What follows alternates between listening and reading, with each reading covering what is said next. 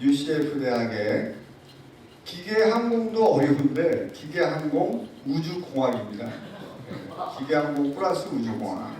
우리 조영진 교수님이 좋은 말씀 해주실 거고요. 조영진 교수님은 한국의 연구소에 계시다가 도미하셔서 지금 UCF 대학 기계항공 우주공학과에 20년째 지금 교수님으로 계십니다. 좋은 말씀 부탁드리겠습니다. 큰 박수 부탁드립니다. 네, 감사합니다. 제가 발표를 드릴 때 중간중간 궁금한 게 있으시면 언제든지 스탑시키시고 질문하시게 됩니다. 끝까지 기다리지 않으셔도 되고요. 사실은 이제 젊은 분들 대상으로 준비를 한 거라 이쪽 테이블에 주로 이제 해당되는 얘기들이 많이 있을 것 같고요. 타이틀은 지금 Getting an Academic Job인데 결국 이제 학교에서 그 일자리 잡는 거에 대한 얘기를 좀 나누려고 하고요. 보통 이제 학교에서 일자리 잡는다 그러면 교수직이 되겠죠, 사실은. 그래서 오신 분들께서 나중에 학교에서 나는 걸 일하고 싶다라는 생각을 해보신 적이 있으신 분이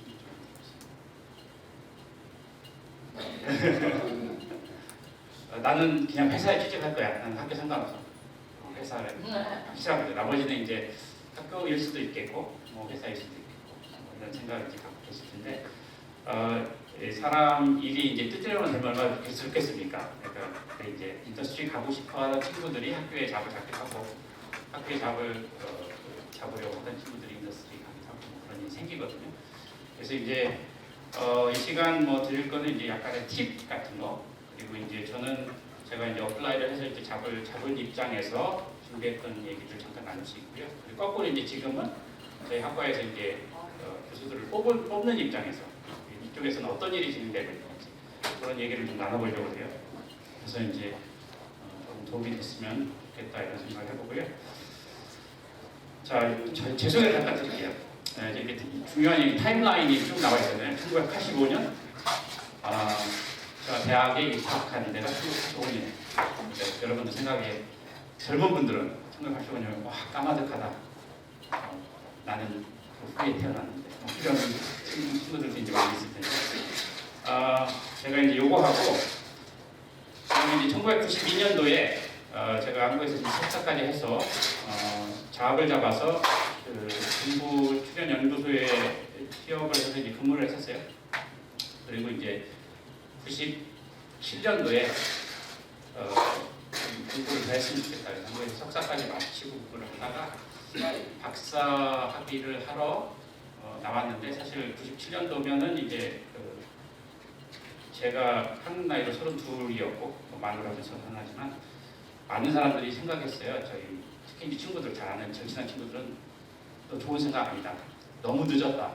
이 나이에 너희들이 가서 뭐 하겠다고 무슨 영화를 누리겠다고 미국에 가겠느냐 이런 얘기 많이 하고 말렸었어요, 사실은. 근데 이제 그때 일종의 이제 결단을 하고 나왔는데 97년도에 무슨 일이 있는지 아시는 분께서 97년 한국에서 무슨 일이 있었어요? 97년도에 IMF가 있었어요. IMF가 그냥 갑자기 그런 일이 생기기 전에 미국에 나왔어요. 근데 나와서 결과적으로 이제 저한테 좋은 일이 아니었는데 왜 그러냐면 제가 이제 공부를 시작하기 직전까지 회사에서 일을 하고 연구소에서 일을 하고 나왔어요. 왜냐하면 조금이라도 더 일을 해야지 퇴직금이 좀 더 나오죠. 퇴직금 조금 더 받을 거. 근데 이제 꼭 저의 욕심보다 직장에 계시던 이제 상사나 동료들이 되게 좋으신 분들이라서 야 가면은 어려울 텐데 조금이라도 일 더 해서 조금이라도 퇴직금 더 받아가. 그래서 개강하기 한 일주일 전까지 제가 한국에서 일하다가 왔어요.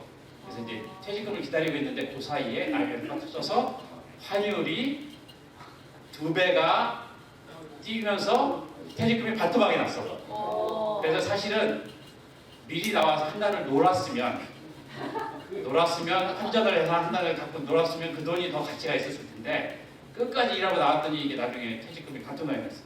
그래서 그런 일이 있었어요. 2002년도에 공부를 마치고 학위를 받았는데 2001년도에 또 어마어마한 사건이 있었어요. 2001년도 미국에서 9/11. 2001년에 9/11이 있었어요. 2002년 봄에 제가 졸업을 했는데 학위를 받고 이제 잡을 잡으려면 잡서치를 그 전에 시작하잖아요. 2001년 하반기에 잡서치를 시작했는데 아침에 학교를 가는데 학생들이 전부 다 학교에 갖고 나오는 거야. 나는 들어가고 있는데 무슨 일이야? 제가 게을러서 늦게 간 게 아니고 공대에서 실험실에서 일하다 보면 밤새는 일이 많아요. 그래서 이제 밤새고 뭐 집에 가는데 막 나와요. 무슨 일이야? 갔더니 지금 뭐 큰일 났다. 미국에 테러 사건이 발생했다. 난리가 난 거예요. 그래서 2002년에 졸업을 해서 잡을 잡으려고 하니까 잡이 없어요. 그러니까 그 그린카드가 없는 사람한테 주는 잡이 거의 없어요. 갑자기. 그러면서 인터뷰를 하면 전화 인터뷰를 하면 꼭 물어봐요. 지금 시리즈십이나 뭐 후원 있으니까 있느냐. 그래서 없다고 해요. 미안한데 이 작업이 안 된다. 뭐 이런 식으로. 그래서 졸업해서 애도 있고 뭐 와이프도 있는데 당장 먹고 살아야 되는데 뭐 한거 있잖아요. 그래서 이제 교수님하고 상의했더니 교수님이 그러지 말고 그냥 학교 잡을 알아봐. 교수 자리는 이런 테러 사건하고 아무 관계 없으니 학교로 돌려가지고 잡을 알아보고 처음에 저는 인더스트리 가려고 막 준비를 했다가 그래서 막 이제 부랴부랴 다시 준비를 해서 학교에 어플라이를 해서 어떻게 잘 돼서 그래서 이제 2002년도에 제가 UCF에 와서 지금까지 20년째 근무를 하고 있고요. 그러니까 아까 처음에 말씀드렸듯이 자기 계획대로 안 될 때가 더 많아요. 하다 보면 계획대로 안 될 때가 더 많아요. 네. 지금 2022년인데 이제 팬데믹이 있어가지고 이제 저기 제가 중간에 표시했는데 한 2년 정도 지금 공백이 생겼죠. 이건 이제 모든 사람이 지금 2년 정도 이제 공백을 갖고 이제 다시 또 이렇게 출발을 하는 현재 시점 아이고요. 잠깐 이거 보여드릴게요. 자, 1984년도에 터미네이터라는 영화가 나왔어요. 1편. 제가 이제 대학 들어가기 전에 저는 시골 출신이라 큰 극장에 가본 적이 없어. 근데 이제 서울에 와가지고 겨울방학 딱 보니까 터미네이터를 봤는데 그 당시 단성사라는 극장이 있었어요. 지금도 이름이 단성사인지 모르겠지만. 그래서 이제 아주 감명 깊게 봤죠. 그리고 이게 이제 저 그 당시 모습입니다. 머리숱이 그 당시에는 엄청 많았어요. 세월이 매우 빠르게 지나갑니다. 여러분들도 지금 젊은 모습을 가지고 계시지만 맞습니다. 91년도에 편이 시작되고 그때는 이제 대학원에서 이제 공부를 막 열심히 할 때 한국에서 이제 혹시 공학 분야를 전공하신 분들은 한국에 당시에 이제 청계천에 가면 뭐든지 다 만들 수 있다는 얘기잖아요. 청계천에 뭐 만들러 가요. 사람이 필요한 거. 그래서 아저씨들 만나가지고 공장에서 조그만 이제 소규모 제작하는 데죠. 뭐 밀링머신 같은 거 하는 분들한테 나 이런 거 필요해요. 손으로 이렇게 그린 거 보여주면서 이런 거 하나 만들어줄 수 있어요? 그러면은 한국 분들이 얼마나 재주가 좋은지 그러면서 내 생각에는 이거보다는 이런 식으로 만들면 좋을 것 같아. 밥 먹고 와. 내가 만들어 놓을게. 막 이분들이 막 깎아가지고 빠르면은 당일날 제작이 되고 오래 걸리는 거는 그 며칠 후에 다시 와라. 그래서 제가 이제 그걸 맡기고 극장에 가서 영화 한 편을 풀을 보고 다시 이제 픽업을 해서 학교 들어가고 뭐 그런 시절이 있었고요. 지금 이제 수많은 수편들이 나왔죠. 어떻게 보면은 이제 저의 인생 영화 비슷한 건데 2019년까지 제가 이 얘기를 왜 하냐면 나중에 이걸 한번 보여드리면서 자 84년도에 아놀드 슈왈제네거가 완전 무명의 배우였고 영어를 잘 못해요. 악센트가 엄청 심해. 그래서 저먼 악센트가 있죠. 보면 막 I'm 막 이러잖아요. 그리고 말도 얼마 없어요. 처음에 일편을 보면 왜냐면 이 사람한테 그런 배역을 맡길 수가 없어요. 이제 뭐 유창하게 이렇게 악센트 없이 말하는 사람이 아니라서. 그런데 1984년도에 어느 누가 20년이 지난 시점에 이 사람이 캘리포니아의 주지사가 될 거라 생각했겠어요. 20년 후에 아무도 이 무명 배우가 주지사가 될 거라고 생각 안 했어요. 그러니까 여러분도 생각을 이렇게 해보세요. 20년 후에 나의 모습은 무엇일까? 20년 후에 여러분의 모습은 여러분이 상상했지 못했던 그런 모습일 수 있고 다른 사람들이 전혀 생각하지 못했던 그런 모습일 수 있어요. 그러니까 여러분이 갖고 있는 꿈이 무엇이든지 우리가 이걸 보면서 그 힌트를 좀 얻을 수 있죠. 84년도 영화에 플레이가 될지 한번 보겠습니다. 자, 84년도에 매우 조악한 그래픽으로 여기 이제 터미네이터에 나오는 로봇이 마지막 장면에 불에 막 타가지고 피부는 다 타버린 모습으로 로봇가 막 이렇게 조악한 모습을 이렇게 걸어 나오는 게 있어요. 여러분 혹시 기억하실지 몰라요. 매우 조악한 모습으로. 근데 이제 굉장히 저렴한 제작비로 만들어서 터미네이터 많은 그 무명 배우의 무명 감독이 많은 거예요. 로봇가 이렇게 걷죠. 빨간 눈. 자, 그 당시에 이 영화를 보면서 야, 저런 로봇을 에이 등산가항 영화 누가 저런 거 만들겠어 그랬는데 플레이가 되면 참 좋을 텐데 여기 보면 보스턴 다이내믹스라고 굉장히 유명한 로봇 만든 회사예요. 이 회사에서 만든 로봇인데 이건 실사예요. 그렇게 아니고 로봇가 지금 약간 무릎을 구부리고 있는 모습을 보이는데 뭘 하냐면 로봇가 플리핑을 해요. 이렇게 한 바퀴 돌아요. 그리고 벌리고 다 해요. 그러니까 이 옛날에 상상으로 만들었던 그런 로봇의 모습보다 더 정교한 움직임을 만들어 내고 있어요. 그렇게 하고 있고. 자, 보스턴 다이내믹스 이 회사를 누가 하고 있는지 아세요? 현대. 현대가 인수했어요. 2000년, 2001년 사이에. 현대 회사였죠. 현대가 이 로봇 회사를 지분의 80%를 갖고 있어요. 자, 누가 상상을 했을게요? 이런 로봇가 만들어질 수 있었다. 그리고 그 로봇을 한국 회사가 갖고 있다. 이런 생각 아무도 못했죠. 아까 그 회장님께서 잠깐 이제 말씀을 하시면서 어저스터 얘기 잠깐 하셨는데 저희 집에 이제 루프에 비가 새가지고 홈회사에서 어저스터를 보냈는데 이 사람이 딱 오면서 제가 코리안이라는 걸 알았어요. 백인이에요. 그래서 딱 오더니 말도 안 했는데 신발을 딱 벗어요. 신발 신고 들어가면 안 된다는 거 알아요. 그 다음에 이제 뭐 이것저것 다 보고 안에 뭐 비싼 데가 있냐고 그러고 나서 나중에 이제 밖에 보고 이 사람 가면서 백인이야 하면서 이러고 갔어요. 이러고 가는 거예요. 제가 너무 황당한 거예요. 근데 뭐냐면 그만큼 그 한국인에 대한 사람들의 이해도가 옛날에 비해서 상당히 높아졌어요. 그리고 옛날에는 아시안 그러면 한국 사람, 뭐 일본 사람, 중국 사람 구별을 못해 사람들이. 근데 지금은 알아요. 한국 사람이 어떤 존재인지. 그러니까 지금 얼마나 많이 변했어요. 참 요즘은 그래서 흐뭇한 일이 많죠. 이곳에 있으면서 한국이 많이 위상이 높아져서 우리가 이제 누리는 많은 혜택들을 경험을 하고 있죠. 자, 이것도 플레이가 안 될 것 같은데 교수들은 뭐 하는 사람들인가? 저희 집에 여름방학에 전화가 올 때가 있어요. 낮에 저희 안사람이 집에 있을 때. 그래가지고 저를 찾아요. 저기 최영민 교수님 계세요? 제 안사람이 여름방학에 전화를 받아서 집에 없는데요. 그러면 어디 가셨어요? 그래서 학교 갔는데요. 그러면 방학인데 왜 학교를 가세요? 자, 뭐냐면 사람들이 갖고 있는 이제 그 생각은 뭐냐면 방학 때 교수는 집에서 논다고 생각해요.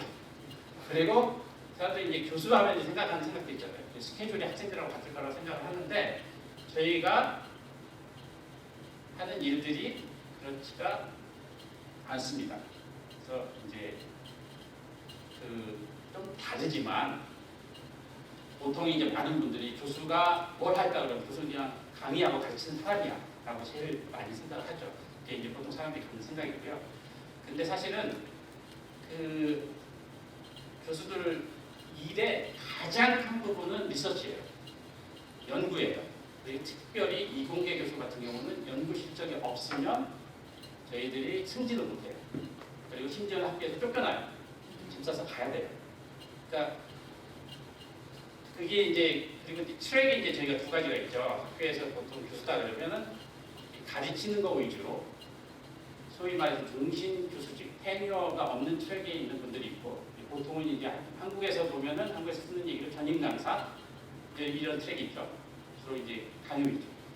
근데 이제 우리가 보통 얘기하는 이제 교수들 트랙, 테뉴어가 있는 트랙에서는 그 승진 시스템이 조교수로 출발해서 부교수, 정교수 가는데 거기서 제일 중요시 여기는 게 학자적인 성취도고 그거는 연구를 통해서 자기를 증명해야 돼요.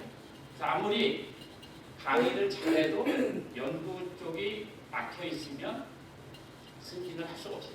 그래서 저희들의 상당히 많은 부분의 시간은 전부 다 연구 아이디어를 개발을 해서 어떻게 연구 제안서를 써서 외부에서 돈을 받아내서 그 돈을 갖고 실험실을 꾸려서 학생들을 먹여 살리고 졸업시키고 프로젝트를 해서 그 다음 또 프로젝트를 준비하고 이게 저희가 생각하는 일의 한 80% 이상이에요. 그러니까 사람들이 보통 이제 강의하고 이런 모습들은 사실은 그 둥둥 떠 있는 빙산의 윗부분이고 그 아랫부분의 대부분은 리서치입니다. 그리고 이제 서비스 학과 내에서 학교에서 운영되는 방식은 일종의 이제 동료 시스템이에요. 교수들은 다들 동료예요. 보스가 따로 있는 게 아니라 학과장이 물론 있죠. 우리 학과장의 의견을 존중하지만 예를 들어서 학과 회의가 몇 시, 몇 월 며칠 몇 시에 있으니까 다들 나오세요. 근데 그게 나가기 싫은 교수는 안 나와요. 근데 이제 안 나온다 그래서 학과장이 너 왜 안 나와? 너 꼭 나와야 돼. 못해요. 그냥 다 동료 시스템이에요. 동료고 그 사람이 나는 나가기 싫어. 별로 제재할 방법이 없어요. 이게 그 회사 운영되는 방식하고 약간 다르죠. 약간 다르고 모든 결정이 주로 이제 커미티를 조직해서 커미티 안에서 결정이 되고 커미티에서 결정된 거 학과장한테 얘기하면 학과장이 오케이 하거나 어떤 때는 좀 이게 의견이 다르다. 뭐 이런 식으로 움직였습니다. 커미티에 참여해서 의견을 발표하고 의견을 조율하고 다른 사람과 토론하고 이런 것들이 다 서비스예요. 그리고 미팅이 많습니다. 특히 이제 컨퍼런스 같은 데서 하는 미팅도 있고 그 아이디어를 짜내기 위해서 다른 교수하고 만나서 의견을 교환하기도 하고 그래서 교수하면 이제 보통 생각하는 모습이 이런 건데 서비스 이거 뭐냐면 이제 저는 이제 KSEA 재미과학자협의회 재미과기업에 이제 속해져 있는데 과학기술협의회 거기서 이제 수학교 지대를 해가지고 아이들 부모님들 다 와가지고 수학교 지대를 참여하는 분들 생기는 거예요. 공사 서비스. 그다음에 이거는 이제 제가 프로젝트의 일환을 했던 건데 중고등학교 선생님들 여기서 이제 가르치는 중고등학교 선생님들 여름에 다들 이제 그 중에서 이제 특별히 재능이 있거나 업적 있는 선생님들 불러서 연구실에 꽂아줘가지고 연구실에서 교수들하고 여름 내내 이제 연구하면서 야 최근에 이런 연구를 하는구나 이런 지식을 좀 쌓고 그 지식을 갖고 학교에서 다시 하는 이게 서비스 그리고 동시에 이제 리서치 되는 거죠. 이런 활동들도 하고 그렇습니다. 자 이거는 제가 이제 컨퍼런스 참석하면서 찍었던 사진들인데 보면은 보통 이제 랩 마우스라고 그러죠. 여기서 이제 쓰는 얘기로 교수 그러면은 뭐 가르치거나 하얀 가운 입고 랩에서 맨날 이것만 하고 근데 이제 그거 아니고 사람을 만날 일이 많이 있고 또 만나야만 되는 일들이 많이 있고 내 업적을 홍보해야 되는 일들이 많이 있습니다. 컨퍼런스 가면 나 이런 연구했어 발표하고 다른 사람들이 와가지고 저 재밌는 연구했네 나는 이런 거 하고 있는데 나랑 같이 뭐 하지 해보지 않았냐 이런 것도 있을 수 있고 그래서 미팅이 많아서 여행을 하게 됩니다. 해야만 해요. 그래서 여기 보면은 베를린에서 학교 때 찍은 사진 스위스 그다음에 이제 아일랜드, 그리스 일부인데 여행할 일이 많이 있습니다. 그리고 해야만 합니다. 여러분들이 하는 연구를 프로모션을 하려면 그래서 이제 시험치만 꼭 막혀가지고 막 안 나오고 막 그런 모습이 아니에요. 제가 하는 연구는 아주 작은 그 센서들을 만드는 일을 주로 많이 하고 있어요. 그래서 이제 보면 사이즈가 굉장히 작은 게 보이시는데 옆에 제 아래쪽 하단에 쿼러 사이즈 동전이 있고 거기 이제 디바이스가 딱 있는데 샘플링해서 그 화학적인 반응을 일으키거나 그 반응을 사용한 센서 이런 것들이 이제 만드는 일이 제가 주로 하는 연구고요. 나노 테크놀로지, 마이크로 테크놀로지 뭐 이런 걸 다 이용하고 있고요. 좀 더 쉽게 설명을 드리면 일반의 이해를 돕기 위해서 자 터미네이터 다시 나옵니다. 왼쪽 아래 보시면 총 맞고 막 부서지고 로봇가 터미네이터죠. 자기 팔을 막 잘라가지고 수리하고 그래요. 근데 아무런 느낌이 없어요. 그죠? 로봇이니까. 근데 이 센서 기술로 로봇가 고통을 느끼게 우리가 만들 수 있어요. 우리 인간이 감각처럼 그런 감각기 같은 장치를 로봇에 이렇게 설치해서 전기 신호를 통해서 로봇의 두뇌에 해당하는 부분에 시그널을 주면 로봇가 이거는 아픈 감각이라고 느낄 수 있는 것까지도 만들 수 있어요. 이 생각을 확장을 하면 재밌는 거죠. 센서 오른쪽에 보시면 사각의 한 장면인데 뭐 하는 것 같으세요? 임금이 있고 옆에 기미상궁 정답입니다. 상품 없나요? 55인치 LED TV가 준비되어 있다는 얘기가 들었습니다. 가시기 전에 꼭 피크해서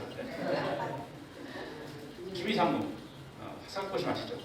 상감이 임금이 딱 먹기 전에 기미상궁 옆에서 탁 먹죠. 그래서 이제 어떤 분이 피를 철철 흘리면서 독이 들어가기 싸움나이다. 내지는 괜찮습니다. 그러는데 자, 생각을 해보세요. 임금의 왕위를 노리고 있는 사극에 보면 형제도 있고 이복 형제도 있고 뭐 많아요. 복잡한데 임금의 목숨을 노려. 근데 이제 오늘 독이 탄 게 원래 전달이 돼가지고 왕이 죽을 뻔했어. 기미상궁 한 분 돌아가셨어요. 근데 그 다음에 누가 또 시도를 했어. 기미상궁 또 한 분 돌아가셔. 근데 기미상궁 뭐 10명, 20명 뭐 계속 죽어 나가요. 이거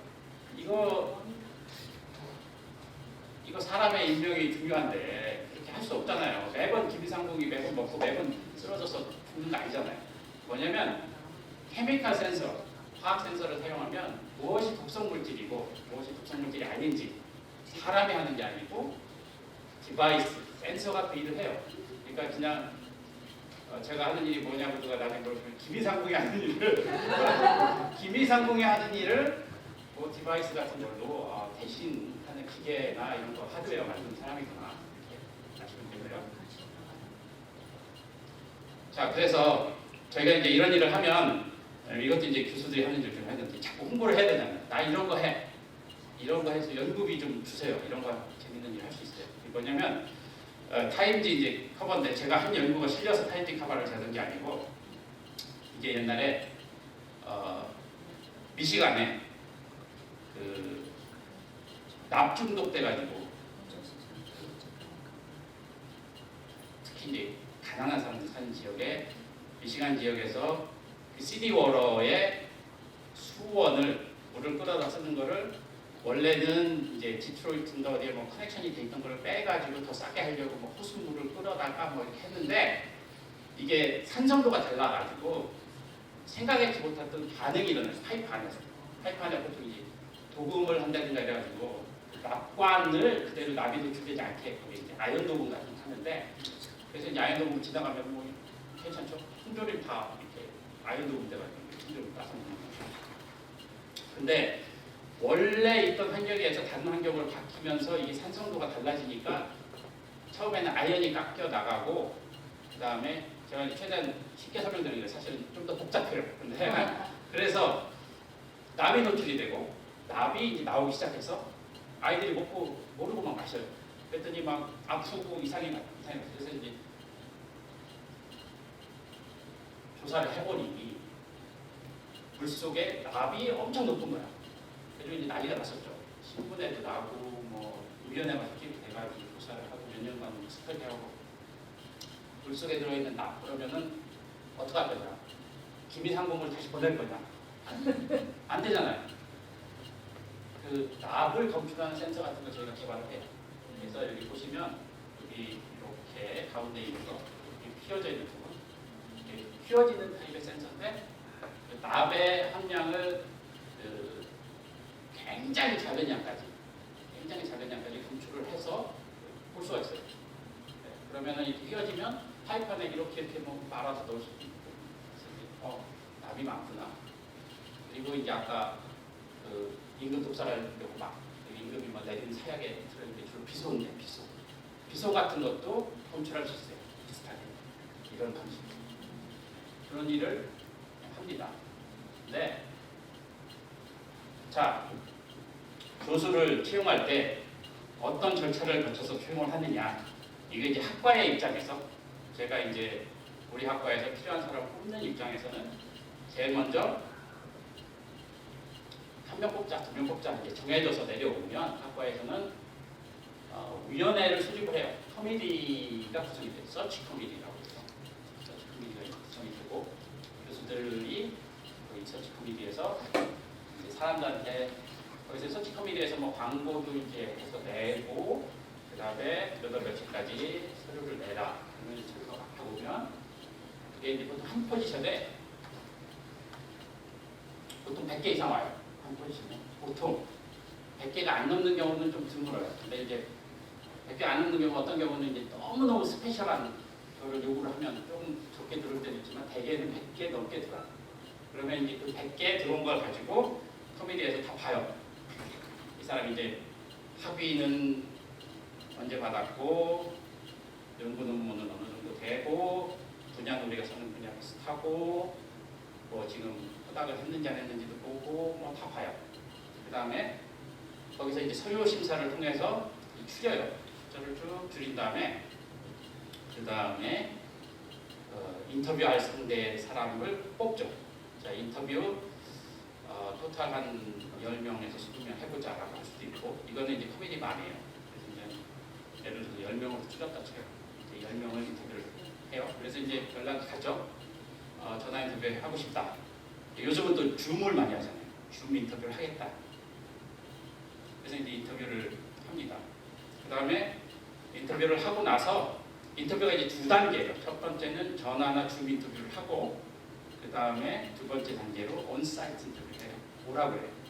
그래서 여러분이 온사이트 인터뷰 초청을 받으면 약 3배수 안에 들은 걸로 생각하시면 돼요. 그러니까 이제 한 명 뽑는데 보통 3명 불러요. 3명 불러서 봐야 되니까 어떤 사람인지 얘기도 좀 해보고 뭐 그래서 이제 발표도 시켜보고 발표도 하고 질문도 하고 뭐 이런저런 얘기 하고 그 다음에 한 명을 이제 파이널리스트 뽑는데 파이널리스트 뽑을 때 커뮤니티 가서 이렇게 모여서 이렇게 얘기를 하지만 그 학과에 있는 교수들한테 투표를 하라고요. 우리 왔었는데 이 사람 괜찮아? 이 사람 괜찮아? 이 사람 괜찮아? 그래서 이제 그거를 다 표 받은 거를 또 이제 합산을 해서 보고 학과장이 또 보고 조율을 하고 그래서 이제 학과장 한 명을 학장한테 이름을 올려요. 이 사람 뽑겠다. 그러면 이제 학장이 보고 그래 너네 의견 존중해. 이 사람 또 올리고 그러니까 프로보스트 오피스에 있는 한국에서는 공무처장이라고 그러죠. 쭉쭉쭉 가서 오퍼가 나가요. 그래서 보통 1년 걸려요. 그래서 이제 보통 이번 가을 학기 시작한다 그러면 내년 가을 학기에 올 사람을 뽑는 거예요. 이번 가을에 이제 그때부터 서류 심사하고 뭐 공부 나가고 이러는 거는 1년 걸려요. 그리고 이제 마지막 단계가 오퍼를 내면서 동시에 이제 니고시에이션 하죠. 월급은 얼마 받고 싶어. 그리고 너 필요한 스타트업 패키지라는 게 있는데 왜냐하면 교수 처음 와가지고 무슨 일을 하려면 컴퓨터도 사야 돼, 뭐 실험실도 뭐 실험할 수 있게 해야 돼, 많이 필요하잖아 돈이. 그래서 이제 그거 다 니고시에이션 해요. 그다음에 이제 서로 이제 다 조율이 끝나면 오십시오. 그래서 이제 끝나는 거죠. 자 그러면 예. 그 파이널 니고시에이션이 안 됐을 때 예. 이제 엠플로이 될 사람이 나는 나하고 그 회의 관계들이 안 맞아서 예. 나는 안 하겠다 하면은 그 나머지의 사람들한테 다시 연락을 보내서 분란이 다시 시작됩니다. 나머지 사람들한테 연락이 가는 경우도 있지만은요. 보통 그런 경우는 많지 않고요. 그냥 적게 되는 경우가 있고, 대개 이제 월급 때문에 온다 못 온다 이렇게 결렬되는 경우가 많지는 않아요. 왜냐하면 뽑는 입장에서는 최대한 맞춰주려고 해요. 근데 이제 이 사람이 요청할 때 그리고 요청하는 사람도 대개는 양심이 있어서 터무니없이 욕은 안 해요. 예를 들어서 보통 이제 10만 불, 이 처음 시작하는 초임교사 10만 불이라 이렇게 생각을 하고 있는데 이 사람이 나 20만 불 줘. 근데 그런 경우 별로 없어요. 20만 불 달라고 하는 사람 별로 없고요. 12만 불 줘 이런 건 있을 수 있죠. 그러면 그래야 우리가 최대한 맞춰줄게. 내지는 또 되면 다른데 내가 이쪽으로 네고시에이션이 끝나기 전에 네. 내가 파일을 또 딴 데도 할 그렇죠, 그렇죠. 그래가지고 저쪽이 먼저 됐을 때는 이쪽이 들어가고 그러니까. 네, 그런 경우도 있습니다. 어떤 경우에는 학교끼리 싸워요. 좋은 캔디데이트 있으면 이 사람 인터뷰 얼마 하는 거 아니죠. 여기도 하고 저기도 하고. 그래서 어떤 때는 노골적으로 얘기할 때도 있어요. 이 사람이 나 사실 나도 어플라이했어. 거기도 보고 있죠. 여기도 뭐 관심이 있지만 그러면 이제 우리가 진짜 필요한 사람이면 우리가 더 경쟁적으로 더 좋은 패키지를 마련해서 주려고 하기도 하고 어떤 경우에는 뭐 뺏기는 경우도 있어요. 하나 가는 경우도 있고요. 네, 변수가 많이 있습니다. 그래서 끝까지 가서 아이고 올해 못 뽑아 이렇게 되는 경우도 있고요. 그 다음에 이게 이제 투웨이예요. 왜냐면 이제 저쪽에서 거절을 해서 못하는 경우도 있고 어떤 때는 이제 잘 진행되다가 저 사람이 너무 깐깐해. 보통은 이제 데려오려고 그러는데 기분 나빠졌어요 여기서. 그런 경우도 있어요. 드물게 얘는 왜 이러냐 도대체 이렇게 나오는 경우도 있어요. 그래서 이제 그래 없던 일로 하자 이런 경우도 있고요. 그래서 여러분이 나는 어쨌거나 나중에 교수 잡을 한번 찾고 싶다. 그러면 뭘 해야 되냐? 지금 당장 해야 될 일은 논문을 많이 쓰셔야 돼요. 퍼블리시를 해야 되는데 왜냐하면 이거는 미니멈이라는 게 있어요. 예를 들어서 논문 한 단도 안 써본 사람을 우리가 그래서 뽑을 수 없죠. 그러니까 미니멈은 이걸 해줘야 돼요. 논문을. 그래서 이제 졸업할 때쯤 해서 논문이 분야마다 그렇게 달라요. 어떤 분야는 논문에 대한 기대 수준이 이 사람 최소한 6편 정도는 졸업할 때까지 그리고 뭐 포닥할 때까지 포닥에서 또 나오고 해서 한 10편 정도는 되지 않아야 될까 이렇게 분야에 따라서 그리고 어디는 야 이 사람 한 5편 써봤으니까 충분해. 이거는 분야에 따라 많이 달라요. 차가. 근데 이제 그 분야에서 본인이 이제 하시는 연구하고 관련해서 대개 사람들 이 정도는 해줘야 된다는 미니멈을 넘어주셔야 돼요. 그 다음에 두 번째는 도대체 그 사람들이 요구하는 게 뭔지 잘 보셔야 돼요. 공고가 나면 이 사람들이 이제 분야를 썼어요. 그래요. 예를 들어서 분야는 우리 쪽에서 예를 들어서 그 항공 설계 이렇게 썼다 붙여요. 근데 나는 항공 설계와 전혀 관계없는 걸 했어. 난 생체공학 했어. 그래도 한번 더 보지 뭐. 절대로 안 돼. 우리는 왜냐면 그 사람을 뽑아서 그 사람이 그 과목을 가르쳐야 되고 그거 연구를 해야 되는데 생체공학 사람인데 그걸 뽑아서 뭐예요? 생체공학 사람. 그래서 이게 이제 미국하고 한국이 약간 다른 점이 있어요. 하나는 뭐냐면 한국은 논문을 무지 중시해요. 한국의 아카데미서가 한국은 논문을 너무 중시하기 때문에 여러분이 지도교수를 잘 만나서 혹은 내가 너무 열심히 해가지고 이쪽 그 자연계 연구하는 사람들의 꿈이 뭐냐면 사이언스나 네이처라는 저널에 논문 내는 거잖아요. 논문이 나왔어요. 사이언스 앤 네이처에. 그러면 한국은 이런 경우 많아요. 분야가 좀 달라. 근데 이 사람 사이언스에 논문 나온 사람이야. 분야가 좀 달라도 이 정도면 뭐 좋잖아 해서 하는 경우가 있는데 미국에서 대학에서 뽑을 때는 분야를 상당히 중시해요. 이 사람 사이언스도 있고 나왔어. 근데 우리는 항공 설계 뽑아야 되는데 이 사람 사이언스 무슨 세포 기름도 했어. 근데 PhD는 기계공학 맞죠? 우리는 사이언스 페이퍼가 있어도 안 뽑아요. 왜냐면 스페셜티가 너무 다르니까 우리가 생각하는 거. 그런 차이는 약간 있어요. 그래서 이제 뭘 요구하는지 상대가. 그 다음에 또 중요한 질문이 하나가 내가 진짜 이거 하고 싶은지 생각을 해보셔야 돼요. 교수 잡이라는 게 제가 아까 처음에 말씀드린 사람들이 갖고 있는 이게 생각들이 있잖아요.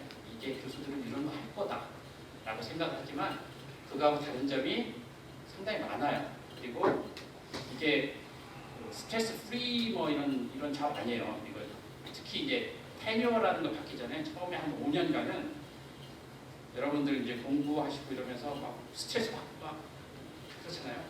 그 스트레스 연장이에요. 그냥 다시 또 가는 거야. 5년에서 6년, 7년까지. 그래서 결혼하신 분들은 배우자의 이해가 상당히 중요해요. 왜냐하면 한국 사람들은 그래도 서로 부부가 참아주는 거 우리 참을성을 많이 참잖아요. 맨수지만 참고 뭐 그러잖아요. 근데 미국 사람은 안 참아요. 그래서 이거 테뉴어 트랙 갔다가 이혼하는 교수들 상당히 많아요.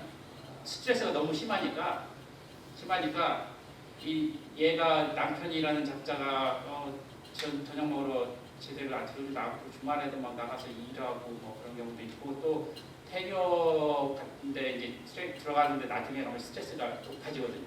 신경 날카로워지고 그래서 이제 그런 사람 많아요. 테뉴어 안 되고 와이프한테 이혼 당하고 이런 교수가 상당히 많아요. 미국.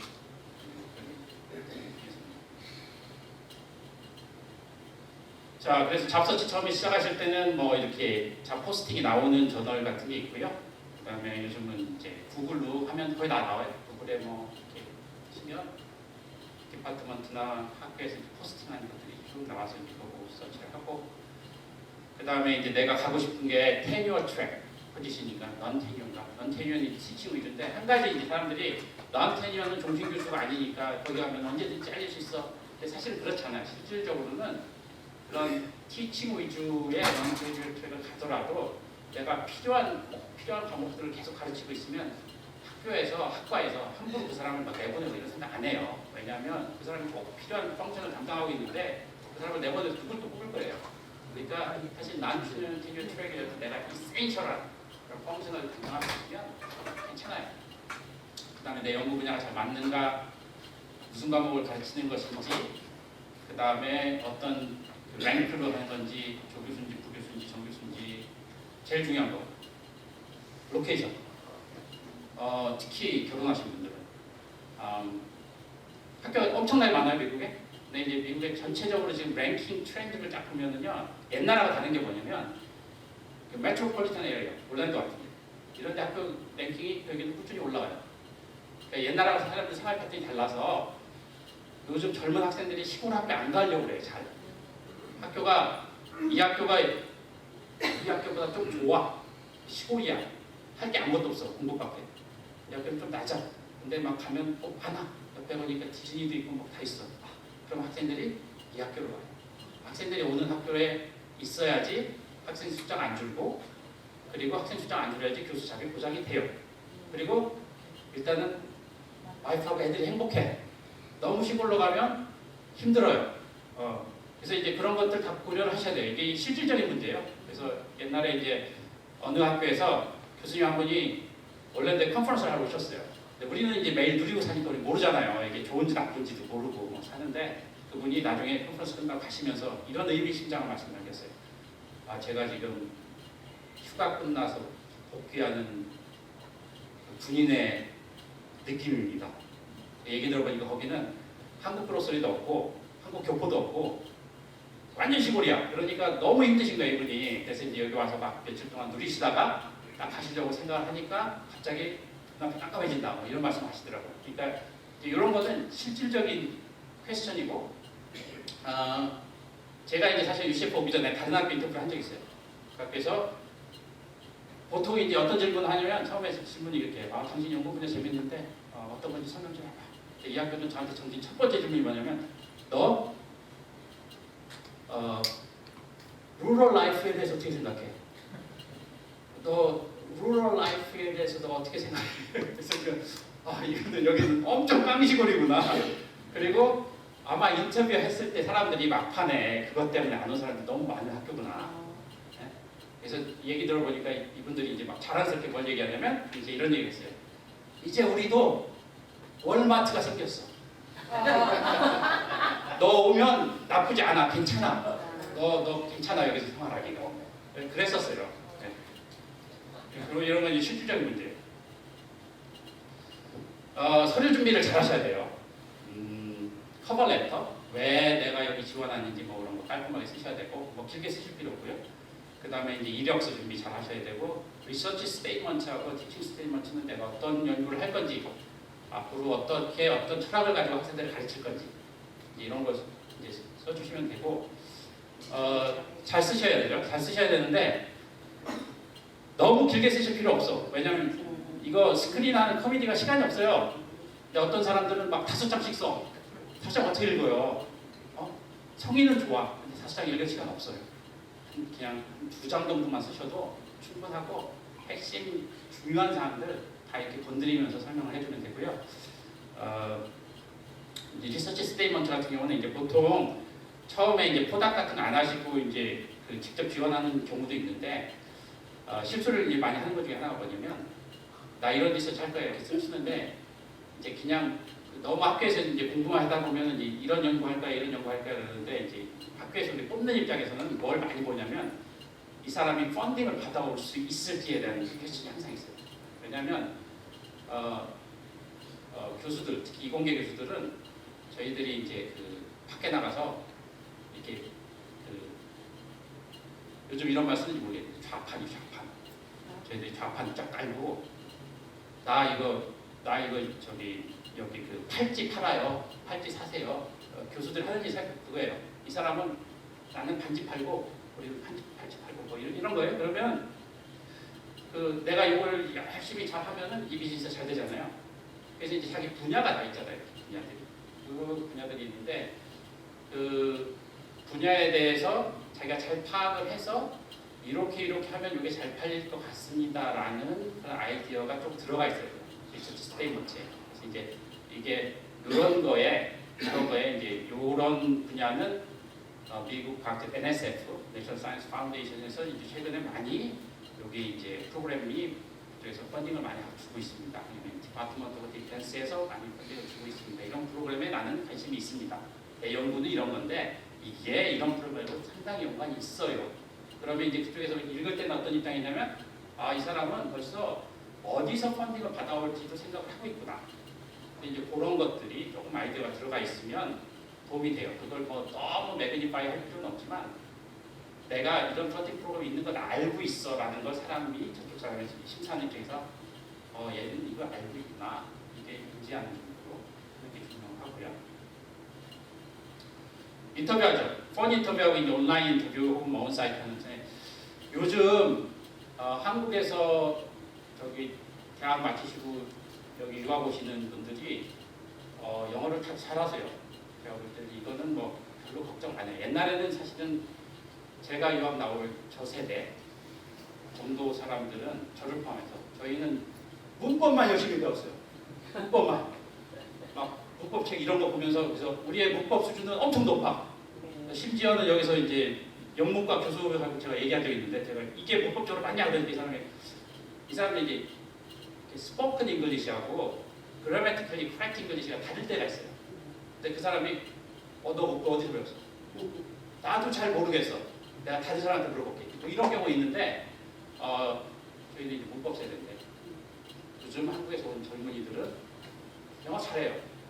말로 하는 데서 걸릴 거는 제가 별로 걱정을 안 해요. 걱정 안 하시는데, 그 교수들이 이제 세미나를 인바이트해서 사이트 인터뷰를 할 때 꼭 세미나를 시켜요. 리서치 토픽을 갖고 발표를 하고, 그때 뭐를 보냐면 이 사람이 잘 가르칠 만한 사람인가, 그리고 잘 이해하는가. 인터랙션이 막 일어나요. 그래서 잠깐 나 질문 있어. 그럼 막 질문 막 나와요. 근데 거기서 질문 못 알아듣고 excuse me. 그래서 이제 얼마든지 할 수 있어요. 두 번째 질문했어. 근데 또 못 알아들어. 그래서 무슨 얘기야 뭐 이렇게 해가지고 여러 번이 왔다 갔다 하잖아요. 그러면은 저쪽에서 그냥 뭐라 그러면 저 사람 연구 참 잘했는데 티칭 좀 문제 있을 것 같아. 그래서 많지는 않은데 드물게 세미나에서 딱 걸려가지고 저 사람 안 될 것 같다라고 얘기를 하는 경우도 있어요. 그러니까 이거 중요해요. 그래서 이제 인터랙션이 일어날 때 잘 대응을 하고 잘 알아듣고, 그리고 올바른 대답을 하고, 그리고 인터뷰 스케줄 잠깐 보여드려요. 온사이트 인터뷰 이게 이제 한 가지 샘플이에요. 실제 인터뷰 스케줄이 우리 학과에서 했던. 자 보면 하루 전에 도착해요.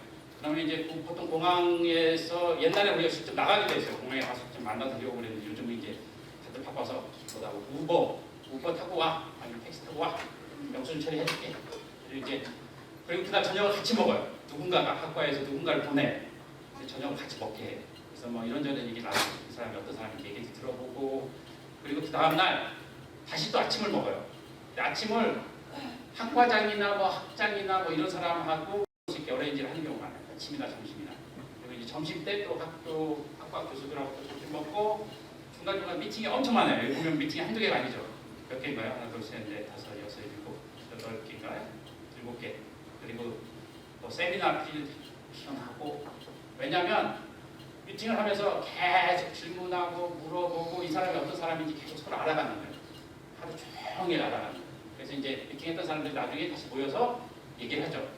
네 생각이 어때? 사람 괜찮아? 근데 이런 경우가 있어요. 아주 똘똘한 사람이 왔어요. 발표를 했어. 근데 이제 보통 가장 나오는 질문 중에 하나 이거예요. 너 지도교수 연구 분야하고 너 분야하고 똑같잖아. 너 나중에 지도교수하고 붙어가지고 싸울 거야? 너 그 분야에 연구 몇 회 타올 거야? 너 지도교수 분야하고 분야. 그 지도교수는 너 지도교수는 대가야 여기서. 그 사람이 막 펀딩 다 끌어오는데 너 어떻게 살 거야? 뭐 이런 얘기들 있잖아요. 근데 슬기롭게 대답하셔야 돼요. 슬기롭게. 근데 어떤 사람은 이렇게 대답을 해서 안 된 사람이 있어요. 이게 실제 있었던 사례에 뭐냐면, 야 사실 우리 지도교수가 해준 건 나한테 별로 없어. 내가 다 했어. 나 얼마든지 잘할 수 있어. 우리 지도교수 내가 뭐 논문 받아달라고 할 때 답변을 못 봐주고 내가 다 했어요. 여러분 뽑겠어요 이런 사람? 이 사람은 나중에 학과에 와서 일하고서 자기가 다 했다고 할 사람이야. 동료들이 들어보니까 야 똘똘해. 근데 얘는 누구랑 같이 일할 사람이 아니야. 자기가 다 크레딧 막 클레임할 사람이. 그죠? 근데 이제 똘똘한 사람이 또 왔어. 얘기를 했어. 이거 네가 다 한 거냐? 너 지도교수 한 거냐? 아 내가 사실은 이 상당히 인디펜던트한 일을 했지만 결정적인 순간마다 우리 지도교수가 좋은 조언을 해줘가지고 내가 이런 결과를 얻었어. 하지만 이런 거는 내가 인디펜던트하게 했어. 근데 교수님한테 얘기를 해보니까 이런 거 좀 하나 좋은 힌트를 받아서 그래서 내가 이거 할 수 있었어. 이런 사람 뽑죠. 근데 슬기로워야 돼. 대답을 할 때. 제가 안 한 것까지 막 클레임하려고 막 풀리고 이럴 필요 없어요.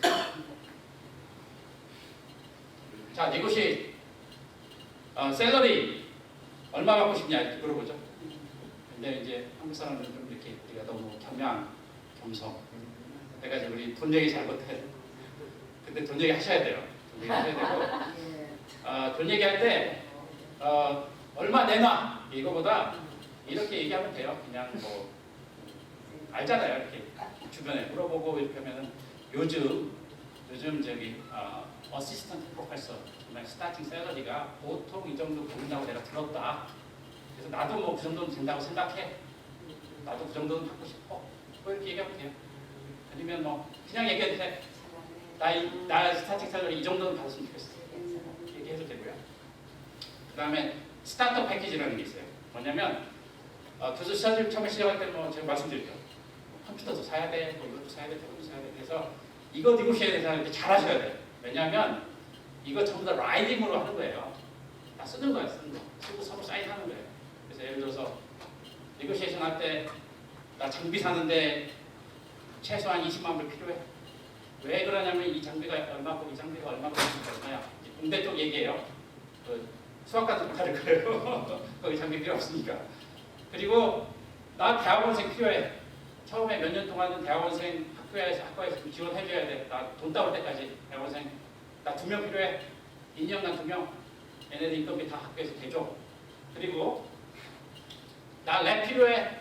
랩 스페이스 미니멈 1000 스퀘어 나 필요해. 이거 줘. 다 라이딩 하는 거예요. 그래서 이제 사인을 하죠. 근데 이거 안 하잖아요. 라이딩 안 하고 학과장이 뭐 드물게 다 그렇진 않아. 야 그런 걸 뭘 내가 약속해. 너 믿고 와. 근데 학과장이 그 다음에 딴 학교 가요. 그러면 그 다음 학과장이 와가지고 나는 들은 거 없어. 나는 들은 거 없어. 그러면 뭐 해서 라이딩 해야 돼. 라이딩 해서 사인해서 서로 협의상을 이제 확실하게 해주는 게 중요하고. 그 다음에 이제 교수가 됐다. 그래서 끝나는 게 아닙니다. 테뉴어 트랙에 있는 사람은 테뉴어하고 프로모션, 조교수에서 부교수 올라가야 돼요. 부교수에 있는 사람은 또 열심히 노력해서 부교수에서 정교수 올라가야 돼요. 그래서 이제 조교수에서 부교수 올라가는데 보통 5년에서 한 7년 걸려요. 그 다음에 이제 다시 부교수에서 정교수 올라가는데 5년에서 7년 걸리는데 부교수에서 정교수 올라가는 건 자기 마음이에요. 나 승진하고 싶어 해서 하면은 승차를 해서 승진되는 경우가 있고, 어떤 분들은 테이너 받고 나서 다 그렇지는 않지만 드물게 이런 분들이 있어요. 아, 나 이제 프로포저 쓰기로 나 질렸어. 나 그런 거 하고 싶지 않아. 나 그냥 학생들이랑 가르치고 나 그냥 안 빛나 또 편하게 지내다 나 그냥 내 생일 마감할 거야. 그래서 부교수로 은퇴하시는 분들도 있어요. 그냥. 왜냐하면 그거는 정교수로 가는 거는 너 반드시 승진해야 돼 이거 아니에요. 자기 마음이에요. 근데 조교수에서 부교수는 반드시 승진하겠습니다. 승진 심사 신청서를 내야 돼요. 태교와 인프로모션은 반드시 학교에서 리뷰를 하고 이밸리에이션하고 되면은 종신 교수를 받고 부교수로 승진을 하지만 안 되면 짐 싸야 돼요. 안 되면 딴 학교 가야 돼요. 보통 1년 정도 유예 기간을 줘요. 1년 정도 더 있으면 생각해봐. 1년 열심히 해서 다시 신청해서 가는 사람도 있고 안 돼서 짐 싸고 가는 경우가 있습니다. 제가 이 학과에 채용돼서 들어왔을 때 저랑 같이 출발해서 비슷한 시기에 이걸 거쳐간 사람들 중에서 반은 지금 남아있고 반은 떠났어요. 짐 싸서. 짐 싸서 떠났거나 다른 회사에 갔거나 뭐 직업을 바꿨거나 뭐 그렇습니다. 그 다음에 seen but not heard 이런 거 있는데 뭐냐면 조교수는 조교수, 부교수, 정교수 다 동료라고 이렇게 돼 있죠. 동료. 우리 다 친구고 동료야. 우리는 높낮이가 없어. 그런데 실질적으로는 약간 있어요. 높낮이가. 뭐냐면 조교수들 말은 별로 사람들이 귀담아 듣지 않아요. 왜냐하면 쟤는 심사 떨어지면 떠날 수도 있어. 그렇죠? 그러니까 쟤는 이 사람 그냥 말하자면 임시로 있는 사람일 수도 있어요. 잘해서 남아있을 수도 있지만 내 동료가 아닐 수도 있어. 그러니까 조교수가 가가지고 미팅하는 데 와서 좋은 의견 있습니다. 제 생각에는 이거는 이렇게 보시면 좋을 것 같습니다. 그럼 교수들이 맞아 그러네. 우리 한번 고쳐보자. 이런 경우 많지 않아요. 왜냐면 이제 그래? 그러고 그냥 많은 경우가 많고 어떤 경우에는 박살이 나는 경우도 있어요. 야 너는 알지도 못하면서 거기서 막 면박을 줘서 이렇게 하는 경우도 있어요. 그래서 농담을 하는 얘기가 미팅 있을 때마다 조교수는 나타나야 돼. 그러니까 사람들이 볼 수 있어야 돼. 쟤 왔네. 근데 말은 하지 말아야 돼. 그냥 있어야 돼. 듣고만 있어야 돼. 그런 농담이 있어요. 그래서 이제 seen but not heard 이런 얘기가 있고 연구 가르치는 거 이게 이제 이공계 같은 경우는 연구를 열심히 해가지고 이제 승진을 해야 되지만 어느 시점에 나는 연구 쪽에 정말 캐릭터 많은 것 같아 할 수도 있지만 나는 가르치는 게 좀 더 재밌어 하는 경우 있잖아요. 그럼 이제 그쪽으로 약간 더 디벨롭을 해서 어떤 교수들은 연구는 조금 줄이고 가르치는 쪽으로 특화를 해가지고 뭐 학교에서 이제 가르치는 쪽에 뭐 상도 많이 주고 막 그래요. 그다음에 그쪽으로도 이렇게 개발해 나갈 수가 있고요. 그래서 이제 교수들은 한 3가지 트랙이 있다고 보시면 돼요. 나중에 이제 테니어까지 갖고 나서 이제 내가 연구를 좀 더 열심히 해서 이제 난 연구 쪽으로 막 커질 거야. 가르치는 쪽으로 좀 특화하고 싶어. 그리고 이제 어떤 경우에는 난 보직 교수. 뭐 이렇게 학과장, 뭐 학장, 총장까지 바라보고 할래. 근데 이제 이 보직 교수 책에 사실은 한국 교수님들이 좀 많으면 좋은데 아직은 그렇게 많지 않아요. 근데 이제 보면은 어디 학장하고 계시는 한국 교수님들도 계시고 그 학장 위에 거의 총장 쪽으로 가시는 분들도 계시고 그런데 이제 앞으로 희망사항은 이제 좀 더 영향력 있는 이 보직 쪽으로는 한국 교수님이 되었으면 좋겠다는 희망사항이고요. 연구 쪽으로는 한국 교수님들 중에서 이제 교수님 중에서 뛰어난 분들이 굉장히 많아요. 이제 분야마다 다르겠지만 제가 가는 학과 같은 경우에 그냥 굉장히 업적이 뛰어난 한국 교수님들 많이 있고요. 모르면 데스크 물어보세요. 일반 직장에서 그 회사에서 있는 잡하고 이 백펀치 잡이 진짜 다른 게 뭐냐면 백펀치 잡은 아무도 안 가르쳐줘. 회사도 트레이닝 시켜주잖아요. 알려주잖아요. 전임자가 알려주기도 하고 상자가 알려주기도 하고 이렇게 하는 거예요. 이거 교수 잡은 데이 1부터 그냥 제가 알아서 해야 돼요. 아무것도 가르칠 수는 없어요. 조금 잘 돼 있는 학교는 뭐 학교 워크숍도 있고 뭐도 있는데 제가 처음에 왔을 때는 그냥 사무실 하나 주고 필요한 거 있으면 얘기해. 컴퓨터. 그다음부터 아무것도 없어. 그냥 알아서 하는 거야. 그냥 알아서. 뭐 이걸 이렇게 가르쳐야 돼, 저렇게 가르쳐야 돼, 뭐 이런 거 이런 건 아무것도 없어. 그냥 하는 거예요.